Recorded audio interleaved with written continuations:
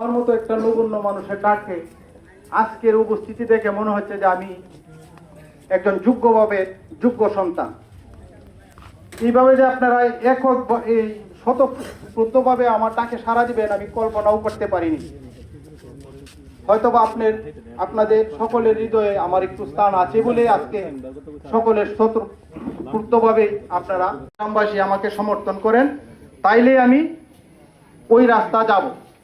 যেমন আজকে থেকে হয়তো আমার কিছুদিন পিছিয়ে টানতে হয় একটা কথা, যেমন 2-4-5 গ্রামের মানুষ সম্মিলিতভাবে আজকে থেকে 100 বছর আগে একটা কুয়া থাকতো, কুয়া যেটা হচ্ছে পানি আমরা খাইতাম, আমাদের পূর্বপুরুষরা খাইতো, এটা কিন্তু ইন্দিরা।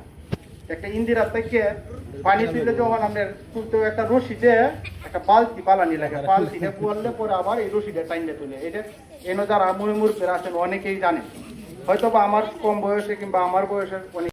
এই কারণে কিন্তু আমরা কিছু পাশায় হ্যাঁ সকলের মরতে হবে, সকলেই মরতে হবে, সকলেরই বিবেক মনুষ্যত্ব আছে, এই নিয়েই তো আমাদের বাঁচতে হবে।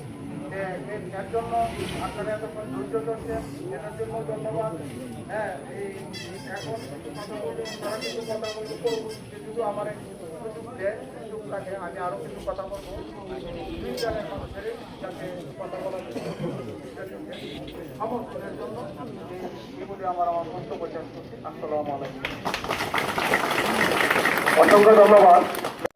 হ্যাঁ, চাওয়া পাওয়া আছে, ভুল ত্রুটি হতেই পারে, এগুলো থাকতে পারে, এগুলা ক্ষমা সুন্দর দৃষ্টিতে দেখে আজকের আয়োজনটা, আজকের আলোচনার পরবর্তী সারমর্মটা যেন অত্যন্ত সুন্দর ভালো হয়, এই প্রত্যাশা রেখে আমি আপাতত এই বক্তব্য এখানে শেষ করছি। আসসালামু আলাইকুম।